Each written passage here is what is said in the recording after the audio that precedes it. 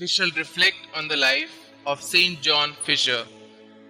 Born in 1469, the son of a small mercer who died when his children were very young, Saint John Fisher went to Cambridge University at the age of 14.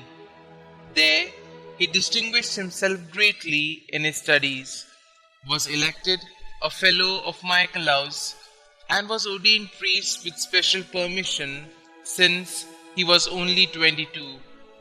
He became successively Senior Proctor, Doctor of Divinity, Master of Michaelhouse, and Vice-Chancellor of Cambridge. In the year 1502, he resigned his mastership to become chaplain to Lady Margaret Beaufort, the mother of King Henry VII. In 1504, he was elected Chancellor of the University, a post he held until his death.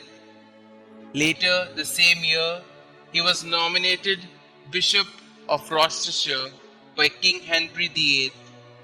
Having accepted the bishopric rather reluctantly, he nevertheless carried out his pastoral duties with great zeal, held visitations, administered the sacrament of confirmation, disciplined the clergy, visited the sick poor in the hovels, distributed alms, and exercised generous hospitality. Observing strict austerity, he limited his sleep to 4 hours, and his fare always frugal. He kept a skull before him at meal times to remind himself of death. Books were his only pleasure. Because of his great learning and eloquence, he was specially selected to preach against Lutheranism when it was found to be making steady headway, particularly in London and in the universities. He also wrote 4 weighty volumes against Luther, which can claim the distinction of being the first books to be published in refutation of the new doctrines. He was chosen to be one of the Queen's counsellors in the nullity suit begun before Cardinal Campeggio at Blackfriars in 1529. Staunchly upholding the sanctity of marriage, he now championed the rights of the Church and the supremacy of the Pope. He earned increased royal displeasure by leading the opposition in the House of Lords to bills passed by the House of Commons as remedies for their grievance against the clergy. 2 years later, in Convocation, he spoke against accepting the king as supreme head of the Church of England. This continued opposition fixed Henry's determination to silence the aging bishop.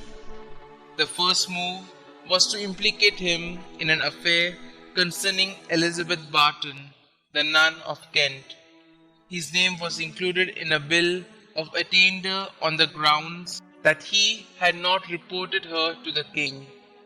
He was fined heavily, and though failing in health, was summoned to appear at Lambeth to take the oath to the new Act of Succession, which he spurned. He was then sent to the Tower, where he remained without trial for a year. At the Tower, questioned repeatedly, Fisher stood his ground, stating univocally that the king was not, nor could be, by the law of God, supreme head of the Church. Charged with high treason, he was condemned to death. The execution having taken place on the 22nd of June 1535, his body was given a rough burial in the churchyard of All Hallows near the Tower, while his head was displayed on the London Bridge. As his place of burial attracted many who venerated him, his body was reburied in the Tower Church of St. Peter ad Vincula. Some 450 years later, that is, in 1935, he was canonized by Pope Pius IX.